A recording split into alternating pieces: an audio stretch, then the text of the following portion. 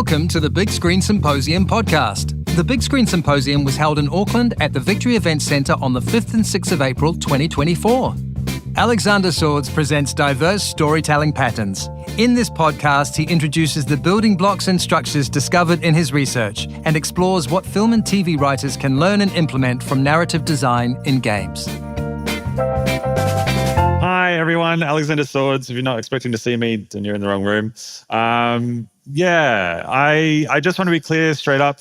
When I'm talking about diverse storytelling patterns, I'm talking about the patterns of stories that I observe out in the wild, and those being diverse. I will be touching on different cultures and how they perhaps tell story and where I've seen some of these observations, but I just want to make it clear that I'm not talking about specific diversity groups through this talk.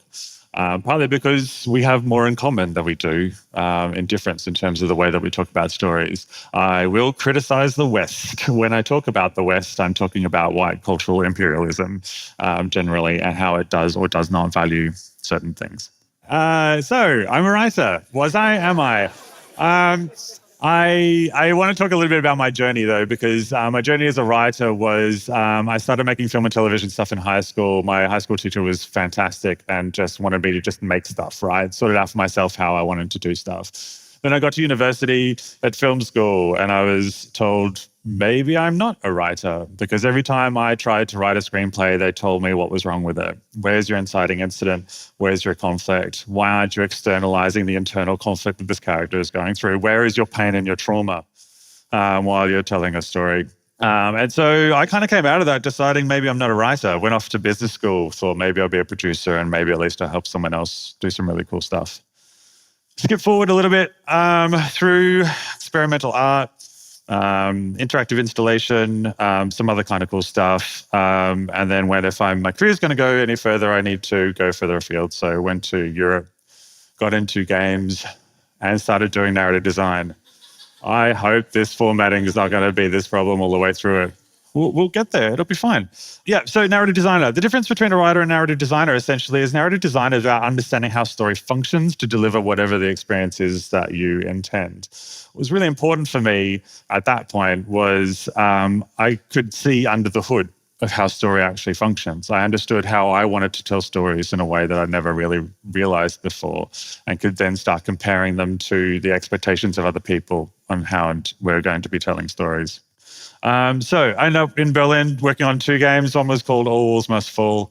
The other one you might have heard about recently was the one based on James Cameron's Blue People that I worked in Sweden for a while. And so I got to see the small side of how games are developed and the big side of how games are developed, but also the story opportunities and the story diversity required in games because the 3-act structure does not really survive a 200-hour-long games kind of experience. Certainly the hero's journey doesn't either. So I had to look further afield about how to tell stories in these kind of environments. So worked on the Avatar game, came back to Melbourne, managed to get a nice little grant of 50K from the Victorian government they've got something called the Creators Fund. And it's not project-based. It's for artists to basically consolidate what they do know so that they can make the next step forward in their careers. And so I really wanted to actually nail down what is narrative design, how does it actually function, and where does it fit in the greater ecosystem of storytelling. And so out of it came a model and a method called what I call the Forest Paths method of narrative design, with some central philosophies at the beginning of its development. One, it had to be accessible, simple concepts, easily understood, and visible, right? Part of the issue when we're storytellers working in collaborative mediums is how the hell do we actually communicate our intent? I definitely discovered working in games that the screenplay is probably one of the worst documents you could use when trying to convey the intent of storytelling. Burying your intent in something like a treatment can also be just as detrimental. So a lot of it was about how do we actually kind of simplify that so that my programmer, who just wants one simple question to one simple answer, doesn't have to go through my entire story Bible to perhaps get the answer of what they need. Also, what came out of that too is the visibility provides the power, right? I can point to a diagram and say the power of the story is here. Descriptive. Yeah, it helps creators discover the power of their own stories, right? The whole thing functions as actually just a constant series of questions about what is it that you're trying to achieve? How does that change over time? What is the relationship between the beginning and the ending across a whole bunch of different elements, all that good stuff. And so it maintains that consistency over time as well without trying to be prescriptive. It doesn't say this is the right way or wrong way to tell a story. It will just help you break out to see how your story functions. And then you can decide for yourself whether it's going to be applicable to your audience or not. Just a quick note, there is a handout that's available with some of the stuff that I'll be talking about today. There'll be a digital version at the end as well. And it's flexible. The idea is that it should be completely agnostic to culture.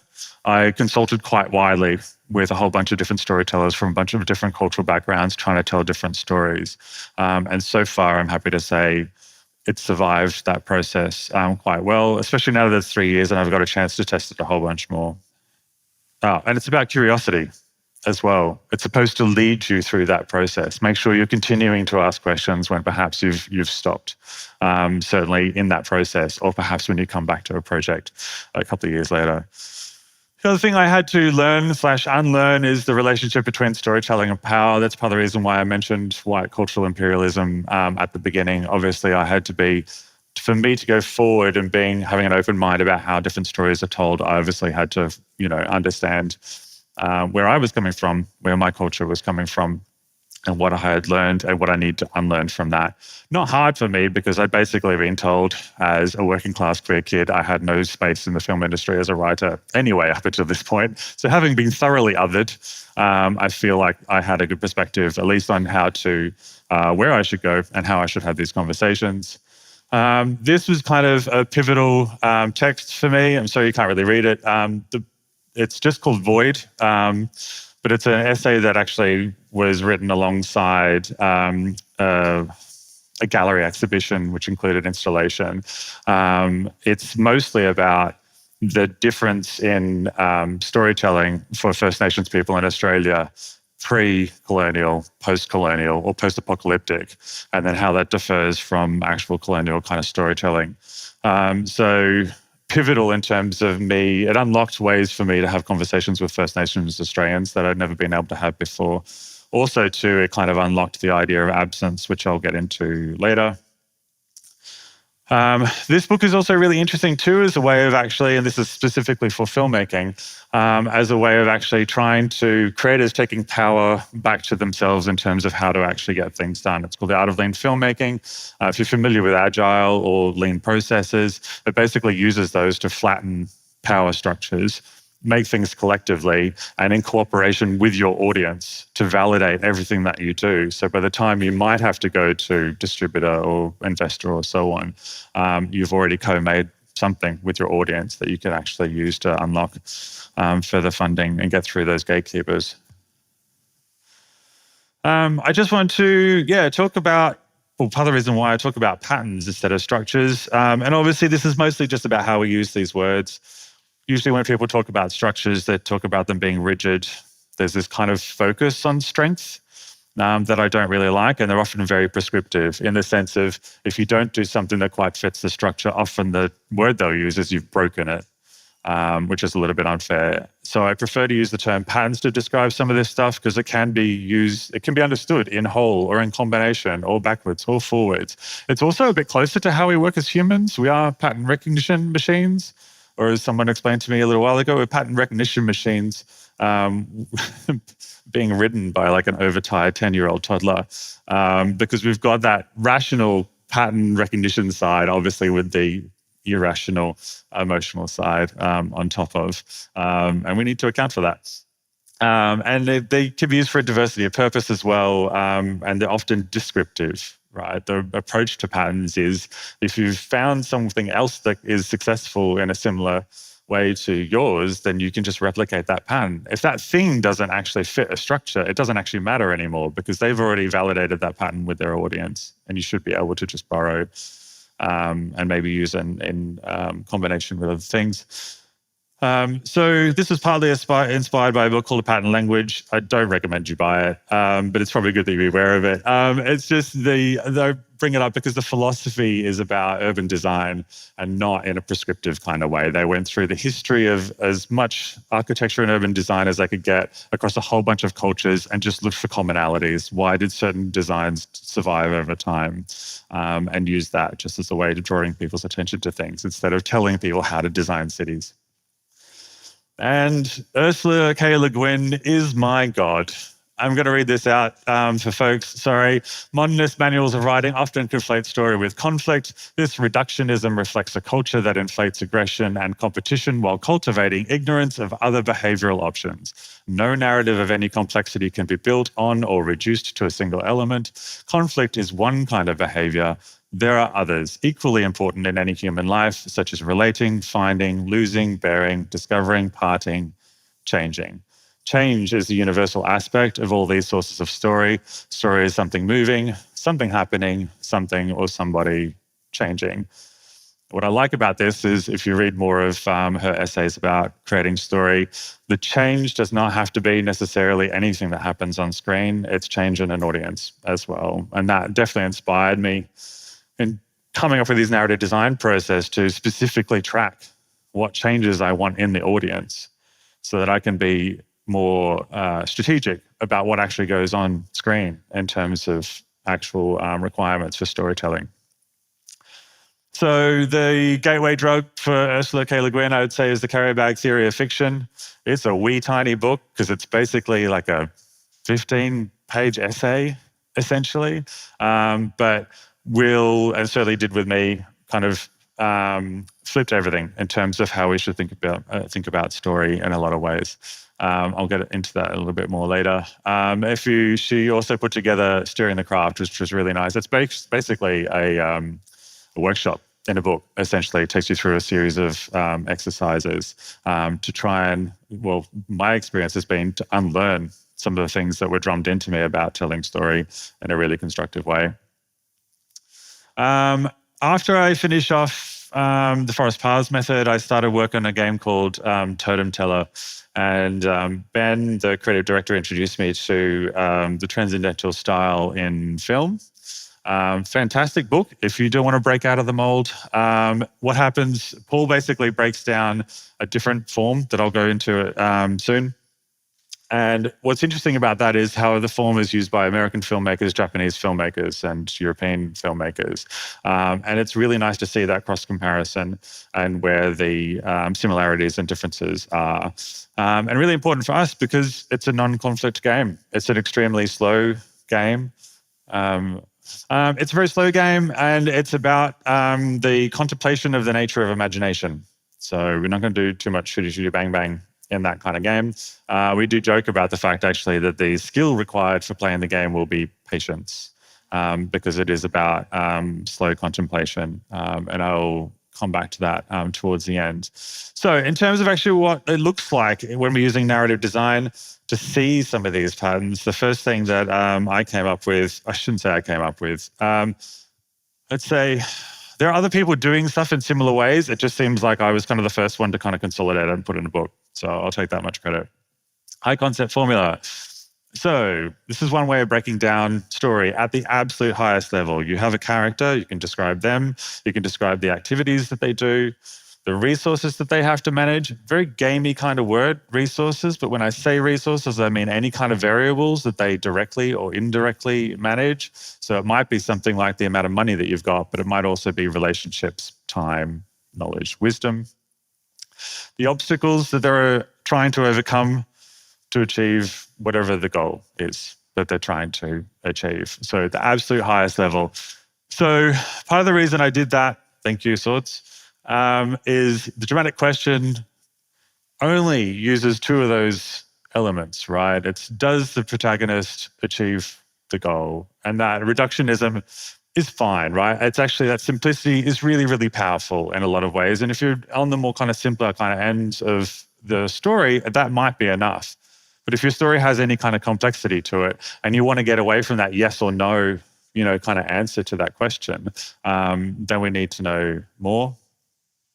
The rest of the world, not so hung up on the protagonist theme. Happy to go with whatever character needs to tell the story, and also very happy to do it in a collective kind of nature at all. It seems to be only the West that really kind of hammers into writers, you have to have a protagonist and it has to be clear who they are and they have to be active at all times, all that kind of stuff. Also, too, the rest of the world will actually have nature as a character. And I don't mean, anthropomorphic, godlike representations of nature. They will give elements of nature their own motivations, their own goals, perhaps, or their own role, in a way that actually gives them an identity. There's also much more of a focus in the rest of the world about intangible activities, particularly the big differences are actively observing and actively reflecting. And this is something that I used to get in trouble for all the time because I would have my character actively reflecting and my film and television teacher would be like, but they're not doing anything. Your audience is going to be bored. They won't know why they're there. And I'm like, I prefer to have a bit more respect for my audience. So I see that in a lot. I mean, obviously, maybe not obviously, it's a bit trope, but it's kind of there for a reason. That kind of stuff really comes out in Japanese storytelling all the time. And to make the link between, the transcendental style and film, one of the aspects of that is characters kind of actively doing things which look passive, from the outside. And that's what brings some depth to that storytelling. Also, mundane activities. The rest of the world are quite happy to have interesting stories happen about everyday life and to actually investigate the detail of that. Instead of what the West tends to do is, you have the status quo and then something kind of has to crash in with some problem that needs to be solved. Something that's pretty common right across the board and globally, relationships and time, almost in any kind of story, There are different kind of considerations for how different cultures might use it. Time in particular is a really interesting one because in the West, our fear of lack of productivity, our fear of lack of purpose, our fear of death, because we don't talk about it enough, means that time is used like a ticking clock all the time, right? There's this time pressure. It's a way of creating excitement and drama. It becomes shorthand, right? And I certainly got that advice of like, it's not exciting enough. You should introduce a ticking clock. For no apparent reason. The rest of the world will mark the passing of time as something important, but more in the sense of this is a significant moment. This is just something that we should make sure that we are present for, and so that we will take that story moment forward. But obviously relationships are basically universal because that's society, right? This is how society comes around storytelling. Storytelling helps society because we're always dealing with relationships. Tangible obstacles is also an interesting one. You'll get told in the West that you have to externalize all of these all the time. You can't have a character, you certainly are not allowed to have a character say, I am scared right now, because that's a huge no-no. It's supposed to be subtext. Talk to the Germans about subtext. It doesn't exist, right? A German person will just say to you, I am scared right now, and this is bullshit for whatever reason. And that's why you have a lot of our folklore that kind of comes out of that region in particular, very explicit about what's going on and how characters being quite explicit about how they're feeling.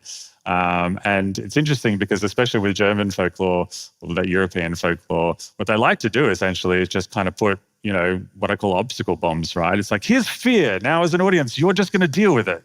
And then they would essentially just run away. So that's why we have Hansel and Gretel where the sister kills the witch and then they escape. But then there's no ending to that story. They're just going to go back to dad and go, hi, we're rich now, yay. And it's because they just like to throw this obstacle bomb at audiences. It's, the oral storytellers of the day were a little bit like Disney, like they're just trying to make a buck. And so to excite audiences is there. But also no need to hide that in subtext. Shame is an interesting one because I feel like so much of storytelling in the West is about shame without anyone ever actually talking about shame. In particular, Ben and I talk about it all the time, actually, that him and I are of a certain age where our dads are of a certain age. And we've both kind of got inherited shame through toxic masculinity, because they are of a certain age and so on and so forth. So shame is a really big one for us. And in our attempt in Totem Teller to investigate the nature of imagination, we are kind of trying to subvert that. We're trying to bring that subtext that you find in some of these stories and make it, very obvious. So we do a deep dive on the shame that the father feels in abandoning the kids in the forest. It's funny because like the West is very much, and again, it's that dramatic question thing, right? Of like, what is your protagonist trying to achieve? The rest of the world, nah, not so much, not so important about that particular person and what those particular goals are.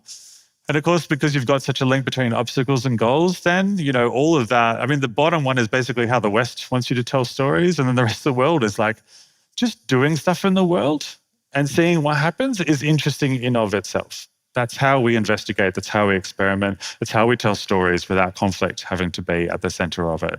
Because the bottom row essentially is like, if you write that bottom row for your protagonist, then obviously your obstacle is going to be your antagonist, and you have to have an antagonist and so on and so forth, which takes us down that rabbit hole, as opposed to just people doing things that are interesting to observe, or not even interesting to observe, perhaps get you to contemplate things that maybe you haven't actually considered before.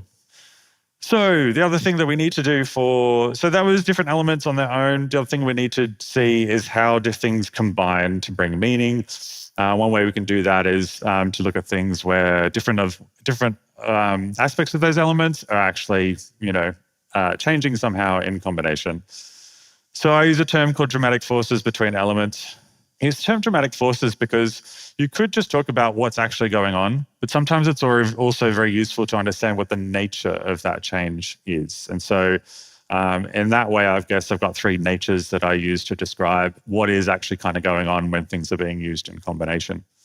So we've got synergies, and that's when elements working with each other for meaning. You bring two things together, and then some other kind of meaning comes out of that.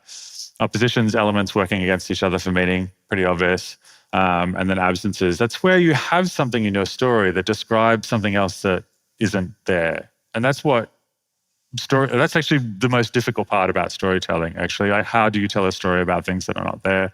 The rest of the world actually teach this. The example that I use to kind of explain this is if you've got a party hat on grandma who's 70 years old, there's a synergy there, right? There's a meaning, there's some kind of, celebration. It's probably her birthday. Put the party hat on a gravestone, we're celebrating something different, potentially, right? It brings a whole other extra meaning, to those two objects that they wouldn't necessarily share themselves. Party hat just in a random hallway. There's a celebration that happened somewhere, And the important thing about that too is the first ones are simple. The last one's complex, right? The last one is a question. The last one is a mystery. So automatically, because we are pattern recognition machines, the first two, we've got our answer. That's a pretty simple thing to kind of put together. The last one with the absence, that's a question that stays with your audience. And so that can be a really important key to opening up your theme, right? If you point to something that's not there to do with your theme. So some of the ones that we might see are things like we have a parent in an empty playground. It points to obviously the children that aren't there, but the children obviously is not that's not the emotional impact, right? The question is, why is that parent there? You've automatically hooked your audience. Someone drinks tea alone, but they've made tea for two, right? I don't need to explain to you really what that is in terms of what it's describing. Obviously, there's an absence for a loved one, and the way that they're connecting with them. Your audience is going to go, who is that person? Why is that person important to them? It's an automatic hook. And discovery of some kind of crafted object in a mundane environment points to a whole other world. And that's, I don't know, there's a whole bunch of different ways you can use that. And it can be anything from as mundane to simply my next door neighbor has left a strange instrument in the hallway, which opens up this whole world that isn't there, to, historical situations where there might be ruins. Perhaps, we're in a landscape, we wouldn't expect to see some kind of, artifact of people, and yet it's there, which points to a whole other culture, which you may not otherwise be able to see. All this stuff, very common, very valued in First Nation stories globally, pretty much. Japanese storytelling, a lot of Eastern European storytelling as well. All of this stuff is basically taught as storytellers, that this sort of stuff is important. And the side effect of that is automatic, easy hook for your audience if you can execute it. The other thing we can look at is change over time. And so we've just done where things are at the same time working in combination. Now what happens when you've got an element and something about it changes over time? Yeah, so similar to journeys, you're probably already doing that thing where you're putting out your sticky notes, digital or otherwise, and then marking those journeys. Again, what I like to do is understand what the nature of those changes are, because the dynamic of that then changes depending on what the nature is. So again, we've got 3. It's a coincidence as far as I can tell.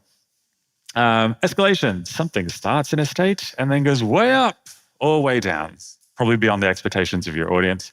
Reversal, that's the good old, good to bad, bad to good. I've broadened that out though to apply to any state of anything in your story, which can actually go from one state to its opposite. Very useful if you've got a big reversal happening in the story, say the fortune's going from good to bad, then it's important to talk about reversals that are possible in your sound design, and your set design, in any other aspect of the way you might want to direct a work.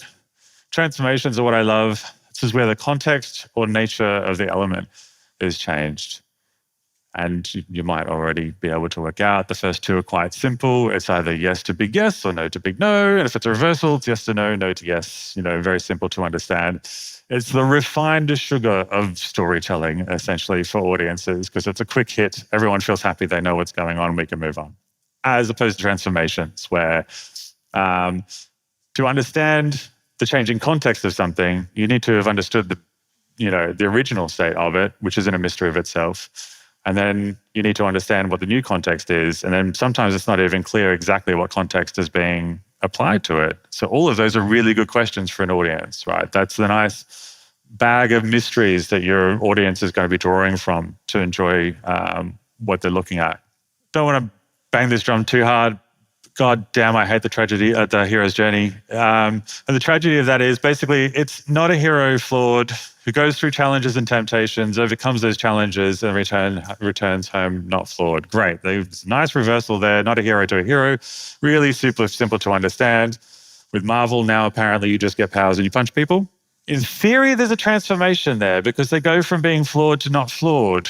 The problem with that, though, is it's a pretty hollow transformation, right? There's never really any reflection. There's never really any putting together of the pieces of, what is the original nature of the flaw, so on. It ends up being, oh, I wasn't a team player, and now I know to beat the bad guy, I need to work as a team. I'm now a better dad. That type of stuff. That's not the tragedy. The tragedy for me, though, is it's all done through trauma. This person doesn't want to be a better person. They have to be torn out of their bed, essentially, to change into a better human being. That's not how I understand humans to exist. And we've told so many stories like this. Are we teaching our entire culture that the only way you can become a better person is for someone else to come into your house and tell you that the world is burning? That's tragic for me. Good thing, there are plenty of other stories being told around the place, and it's not that the West doesn't do this. We just don't teach this, or we just don't value it the way that we should. Curious journey, super simple. Someone is curious, they go on an adventure, they learn about the world, and in learning about the world, they learn about themselves through active reflection. And it's simple, and these stories are everywhere, and it works as it is. It doesn't need conflict, it doesn't need anything more complicated or sophisticated than this.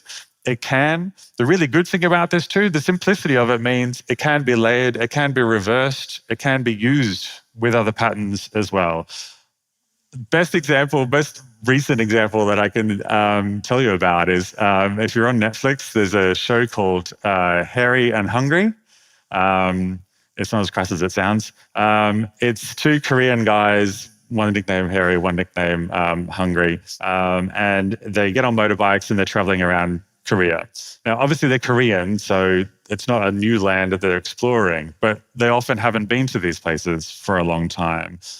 So they're curious about what new things are there, how has the communities changed? And then they reflect on how does that change Korean society?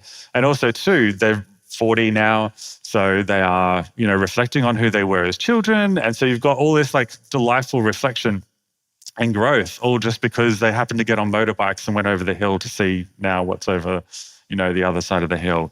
And it works episode after episode after episode. It's reality TV, but it still works as a story. There's no reason why it couldn't be scripted necessarily. Learning journey, I've been using this a lot lately. It actually kind of started out from me needing to just teach players how to play a game, how to actually get them into the experience in a way that they would understand. And then I went hunting for validation in other kind of places and realized that this kind of model is actually everywhere where someone needs to learn something. Obviously useful in a factual kind of environment, but not essential. It doesn't have to be a factual environment either. Someone just encounters something, it means something in ways that they didn't really realize at the beginning, and possibly more than they thought or could have thought at the beginning. So we do have a nice reversal there. It goes when they encounter something, they realize it means something. Nice reversal. This didn't mean anything. Now it does mean something. Over the top of that, great, transformation. There's more to it. There's something here that I didn't even quite realize because I didn't even actually value it in the beginning. And so there's some kind of context added there. Maybe it unlocks something for them. And then we have a nice escalation at the end, and more than I thought. Unlocked by the extra context, unlocked by the fact that they've realized that there is actually some kind of value there. And in some variations, you'll get this nice extra bit at the end, this nice transformation where the knowledge that they've accumulated about the value in this thing is somehow transferred into wisdom, usually through some kind of active reflection. So an example of that is also the coming of age journey. We see this all the time. We do actually use this in the West, although they'll force conflict into it to make it more exciting or dramatic or something. So you'll have a young person who encounters responsibility for the first time, and maybe where it might have felt like a burden, now they might see some value in it, right? They're able to do a thing they've never been able to do before. Then they'll get to, in ways they don't realize, responsibility is a bit of a double-edged sword, right? There's a learning process there about understanding exactly what the context is. And so the nature of that value kind of changes. But ultimately, in most of those stories, and I think this reflects a lot of people's lives, is they realize that now they have agency, right? There is value in becoming an adult. There is value in gaining that responsibility. And none of this requires conflict. Obviously, you can introduce conflict to it, and conflict doesn't necessarily break it either, as long as you realize that the important thing is not the conflict. It's about the reversal, the transformation, and an escalation over the top. The other one is the midlife crisis journey. Someone's of a certain age, they finally think about death for the first time, and I'm talking about dudes, I'm talking about old white dudes. They encounter mortality, it means something. Oh my God, I am actually going to die. I'm confronted with this in ways I didn't realize. That means that my life maybe should mean something, and I should probably think about or do something, about that. Maybe think about legacy. What is the definition of life for me? And escalation there in more ways than I ever thought. Oh, I've actively decided what life means for me. I'm now an active participant in the legacy that I'm creating and the effect that I'm having in the world, hopefully, as well. The aesthetic transformation, very, very popular in Asian storytelling. The examples that I used to really kind of flesh this out is actually the specific example that I've got there, but it's from Japanese culture. And it's Japanese culture basically informed by all of the other cultures around Japan. This is just a folktale that happens to come from Japan specifically. So we're tracking story here. We have a hunter who's starving. They enter a strange house and they eat the eggs that are there. A witch appears and accuses him of eating her daughters, which are the eggs. And then they all burst into butterflies and fly away into the forest. And the idea of that is not to resolve the conflict of the fact that this hunter has murdered the witches. The idea is to give this feeling that life is fleeting and tragedy, will pass. And it's really important here to understand that in the context that they all burst into butterflies and fly away into the forest, it's specifically to draw attention to the fact that in the timeline of a forest, this one particular event actually doesn't mean anything. It's a bit existential dread for me, but it's beautiful. It's supposed to be all about the feeling of the story. What's important about that too is with the change that's really going on here is in the audience in that. I mean, there's a literal transformation from, witch and hunter into butterflies. But the actual transformation is how the audience should feel. They should go from peril, relief, to guilt, to release.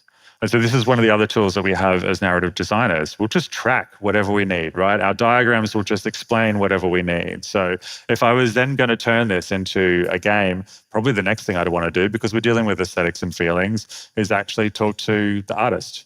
And we would track, what does the art need to look like in that first sequence, second sequence, third sequence, fourth sequence, to deliver those feelings that we want the audience to have in those particular moments. So, transcendental journey. Folks yesterday heard me waffle on about this. How am I going for time? I'm doing all right. So this one obviously looks a bit more complicated, and it's not. I'll just go through it for the people at the back who might not be able to see it. So in our first sequence on the left-hand side there, we have the mundane life. There is a minor disparity building human density. I know that's lots of fancy words, but I only use those words specifically because that's what the book, The Transcendental Style in Cinema, uses. So I just want to make sure there's a matchup in there between my diagrams and what's in the book. Minor disparity just means something happens.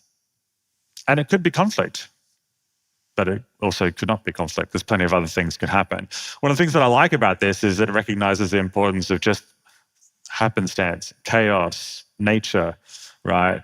One of the ways that I kind of explain the minor disparity, say, compared to what might happen in the West, is if you've got a birthday party and a balloon pops. I was taught as a writer in the West that if a balloon pops, someone should be blamed for it. It's fine, perhaps, if no one was actually to blame for it in the end, but the story there about the balloon popping is who was disrupted by it, what conflict does that perhaps generate, in amongst the group, who's disrupted, so on and so forth. Almost everywhere else in the world would say that's just a balloon that pops. And the Japanese would probably go for an existential aesthetic thing, and the Germans would go for some kind of pessimistic expressionist. I'm being really unfair. I've seen the patterns, so I kind of know that it's true. So it's just that understanding like something out of the norm has happened.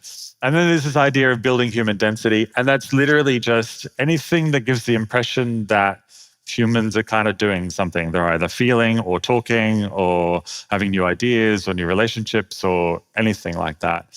And that sense that is just somehow increasing a little bit. It's kind of, I like how vague it is because it's kind of useful in its vagueness. It can mean whatever it means, needs to mean to you. The next step of that is expected mundane action, freezing human density.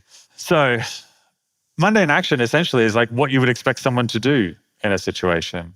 Freezing human density basically just means whatever the thing was has kind of just stopped being relevant anymore. It's not necessarily that there's a problem that's been resolved, because a lot of the time what happens in life are things that you just can't resolve, right? There's lots of situations that happen where the universe will not fold in around you to make the hero of the day. Or maybe, the victim of tragedy of the day. Sometimes shit just happens and the story needs to continue. And the idea for this is actually that slowly, as this repeats from left to right, from beginning to end, that sense of human density carries forward to bring weight to the story until we get to the end, where there is some kind of culminating disparity. Don't confuse this with a climax. It doesn't have to be the biggest disparity, the biggest of the things that have come before. It's just a disparity that is different in nature and so causes a different response in your character. And so what they do is some kind of unexpected action and then an expression of compassion, and that's it. And by unexpected action, I also don't mean, something really wacky and weird. It's literally just things like, up until this point, they might not have been the sort of person who would celebrate a win at work.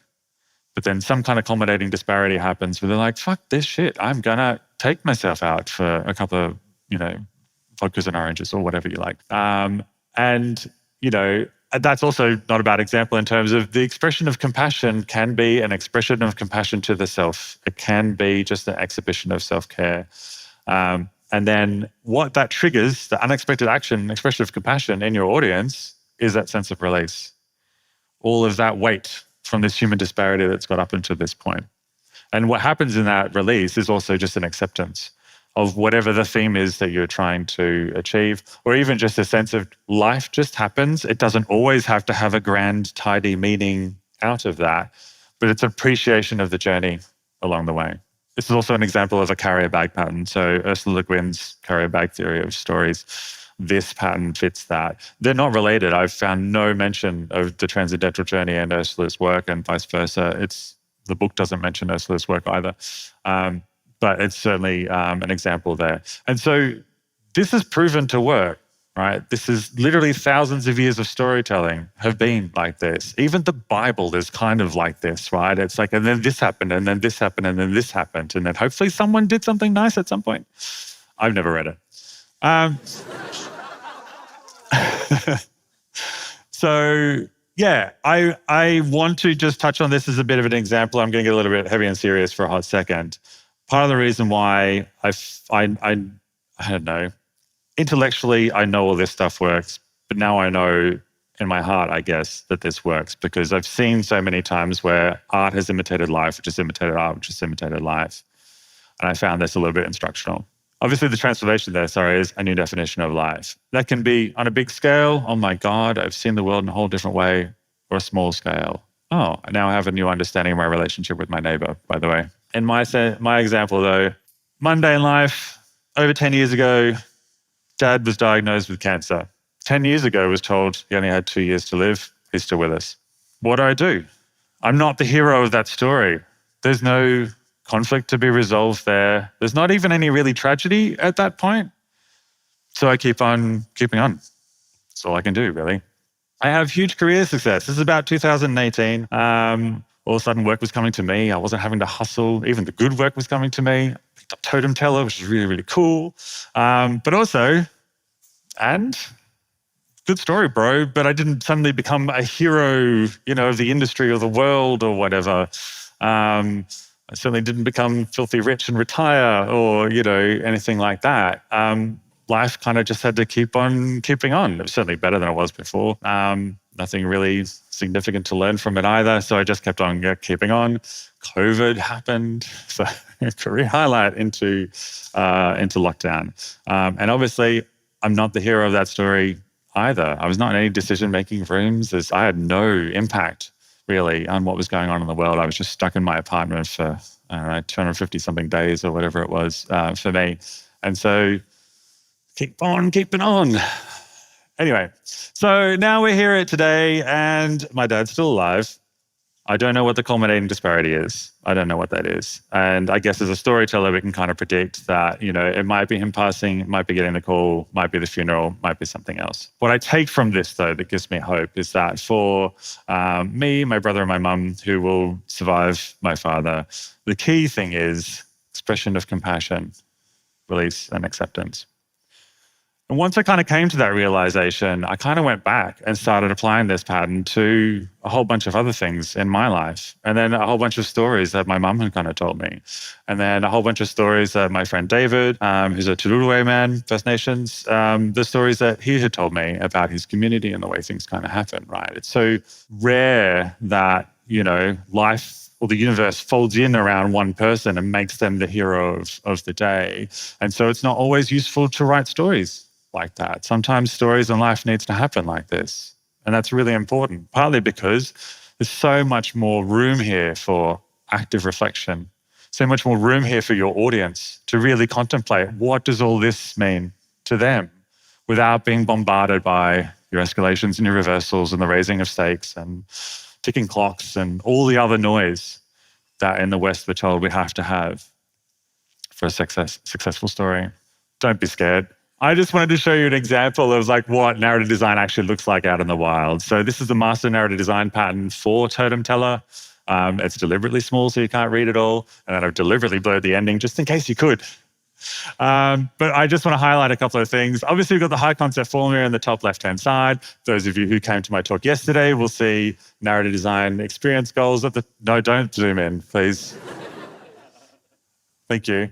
It's fine, actually. I don't have an NDA. It's not an issue. I just don't want to spoil the game for people. Those who came yesterday, narrative design experience goals and the design pillars are up the top as well. I've taken them from that one pager and I've put them above this, so I've got them to refer to them all the time. Left-hand side is really interesting, I think, because in this one, we're tracking story across the top. Then we're tracking muse activity. Muse is as close as we've got to... They're not a protagonist. Let's call them a main character, for lack of a better term. What they're doing across that. And then underneath that is expression, because what I struggle with is remembering what theme I'm actually trying to engage with at each particular moment. So I just write it down, partly as a reminder to me, partly so I can have a conversation with Ben, the creative director. And then Muse, again, is there because they have their own emotional journey, their own growth throughout this experience. And then the sister is another character. And then underneath story there refers to the folktales that we engage with as well. So the moral of the story is basically track whatever you need for your project and your team to make sense. You'll get the spaghettification. It'll look really kind of complicated, but it will still be incredibly useful having it all very, very visible. How do I know this works? It's a bit hard for you to see, but basically each one of these circles is the different parts of the transcendental form occurring here. So at least at this stage, while we're still in the middle of development, theoretically, it should all work. At least from a form that I know that's been established over thousands of years of storytelling and has been quite successful. So, accessible entry points for people like me. I say that because I didn't want anyone to mistake this for this being like a super rigorous sample of films that you might want to look like. This is kind of also just like Swords' random list of things he's seen that's kind of cool and relevant. The first two, though, Stalker and Tokyo Story, are actually in the book, The Transcendental Style of Storytelling. Because they are held up as examples of that style. There's a similarity with slow cinema, they're relevant. Tokyo Story is actually just a really beautiful film. Everyone should see that film. If you have a short attention span, it's totally fine to do something else while you've got it on, because it'll wait for you. Ladies in Black, I adore, partly because that film starts off setting up a whole lot of conflict that just evaporates into really beautiful transformations of relationships between people, like every single one of them. It's such a delightful film. Far North, I have some notes for David. But also, interesting gets very close to the transcendental form because, there isn't really a protagonist and it kind of is just a series of events, and there is just sometimes mundane stuff between the other stuff that kind of happens. And what I like about it too, right at the end, there's an expression of compassion. And it's so simple, and it's not even one of the main characters that does it, and yet there is still that sense of release and acceptance that comes at the end of it. The fountain's just weird and just kind of breaks all of the structures that I was taught, basically, as a filmmaker. And if I'd shown that to my film teacher, they would have said that dumb thing like, oh, you need to learn the rules to break the rules. And I'm like, no, we could just accept that there are no rules, and if patterns work, leave me alone. And All of Us Strangers, again, is that's a really good example too, where it's a little bit like Ladies in Black. It sets up things like there's going to be a whole lot of conflict, but then actually it just evaporates into these beautiful transformations between relationships, with one exception that I hate. Stop killing gay people in films. So recap. Consider all the elements of your story, both tangible and intangible. Consider how absences may work in your story. Really think about, does everything that you've packed in there actually need to be there? Would it be more effective if you took something out and was able to kind of point to the hole that you've made? Consider focusing on transformations. I popped off about that. Diagram it out. And whatever way works best. Don't take my word for this. Just whatever you feel like is best. Do your sticky note thing and see if there's better ways of you adding more information to it for yourself. Please teach more, study more, buy more, fund more, experience more diverse storytelling. And I'm not just talking about diverse representation, right? I'm talking about all the stuff I've been talking about today. Please, dear God, let people tell stories the way that they need to tell their stories, because the closer that they're able to just essentially work in their natural environment, the more authentic that they're going to be. And God knows we need more authentic stories these days. So what do you tell the gatekeepers when they say to you like, oh, you need conflict and you need this and you need that? It's not commercially viable. Well, it's interesting, right? Because in games land, you kind of don't hear the conflict thing so much. There's two reasons for that. One, it's kind of taken for granted. And there is the danger of like the power mythology stuff that does happen in games. But there is also a recognition that games just can't just be about conflict often, like especially, the big kind of and the AAA kind of stuff, there will be that kind of push to it. But even, a studio like Naughty Dog knows that the conflict does not carry The Last of Us. It's the relationship that carries that. And so, that film has a lot of conflict in it, but, the main dramatic force in The Last of Us is actually the transformations that happen, between those two characters. So I find it easier to talk about this kind of stuff in game space than I do, with Western storytellers. But I mean, the more you talk about it, the more you talk about it. And usually what I find too is actually if you're able to relate it to a personal story somehow, it clicks, right? So what I usually do is just say to people, how do you actually tell stories in the pub? How do you actually tell stories to your friends? Are you really conflict driven the entire time that you're talking to people, especially if you've had a mundane day, Oh my God, I left the house and, my cat meowed at me. That damn cat, that's now my antagonist. My entire story. It just doesn't happen like that. What I fear, though, is the culture of conflict-based storytelling that we have means there is a bit of a self-fulfilling prophecy where people now feel like it's not a real story about their own lives unless there's conflict in there. Yeah, so it's like, what do you say to the studio executives when they're like, oh, well, that's not going to be interesting, that's not going to work? Yeah, and it's weird. And it's just, there's such a lack of evidence-based decision-making. And it's funny how in creative spaces, I think people kind of get lazy because they're like, we can't have narrative-based decision-making because it's creative and it's like, you can't put your finger on it. And I'm like, you can and you should try. And also, if you are a creative, it shouldn't be your responsibility, but it is the reality that if you want to get made, there are going to be gatekeepers who are not going to know about your project as much as you do, and you need to find any way possible to, get them on board with that kind of stuff. Anyone else? Thank you for the presentation. It's really interesting. And this is just more of a comment, but I guess games that you, as the user of the game, you're quite active in the fact that you can choose a pathway, whereas when you're watching a film, you're just receiving the film. So I just wondered if that changes people's attention spans in your experience about a storytelling. That's just a comment. And then the other thought is, there's a lot of independent cinema that may explore different ways of telling stories.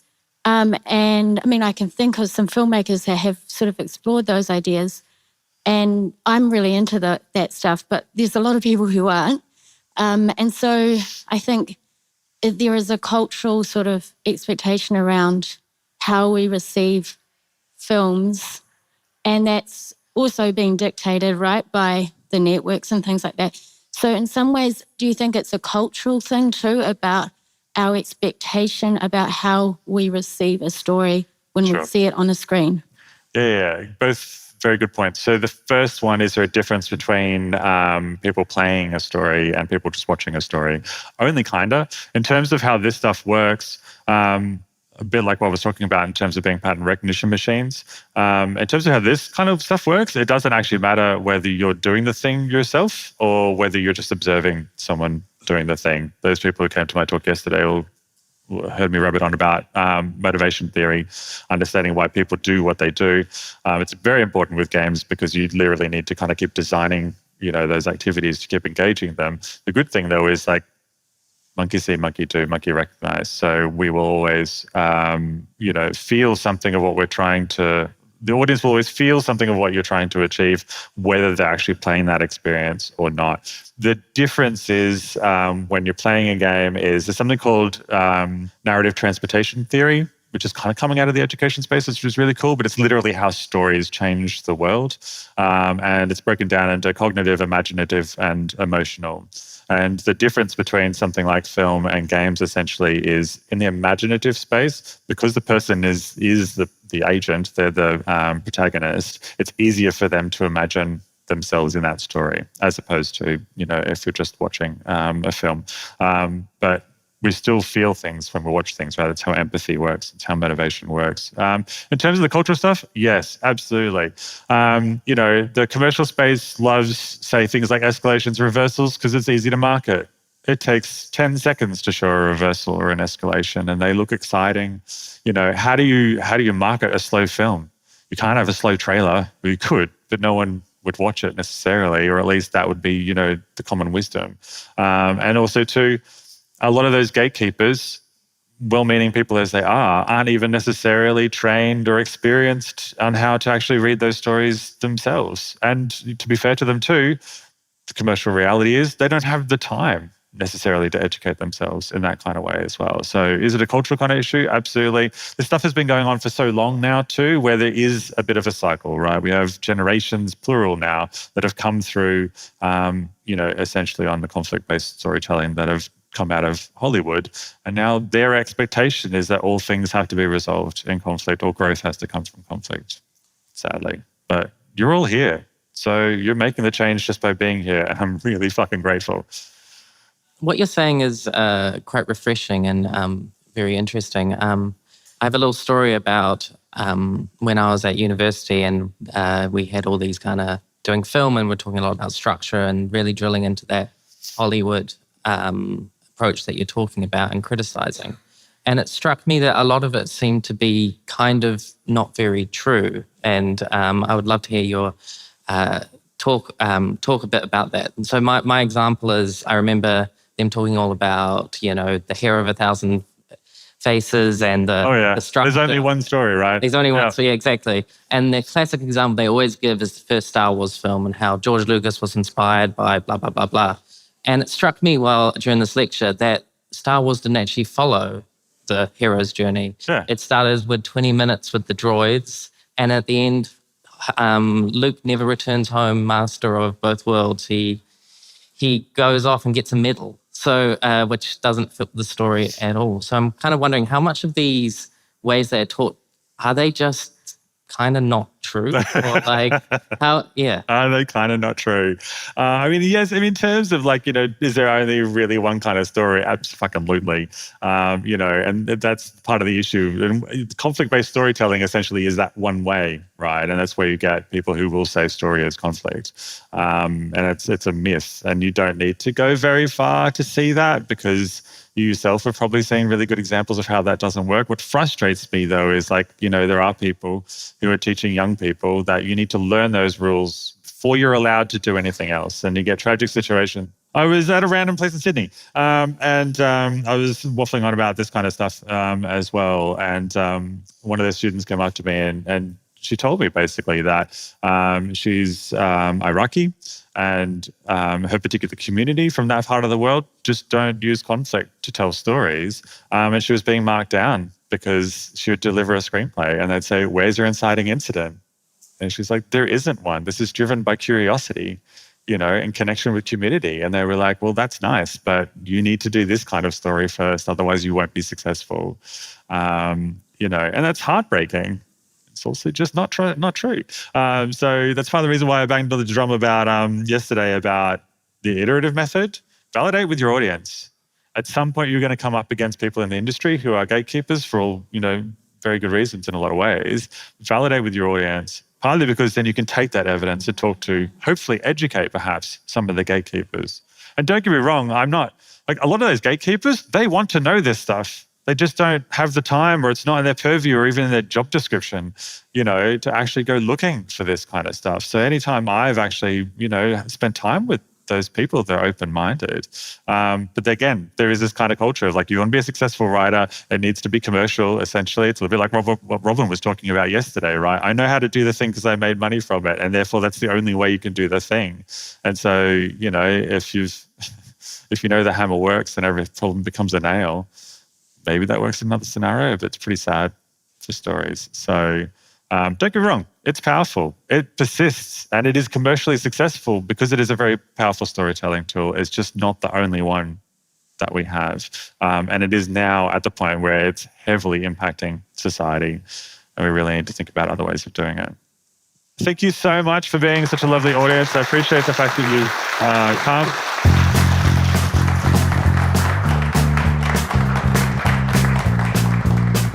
The Big Screen Symposium 2024 was presented by Script to Screen.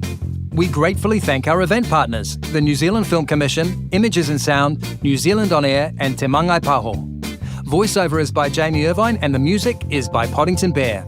You can read more about these speakers at our website, www.bigscreensymposium.com.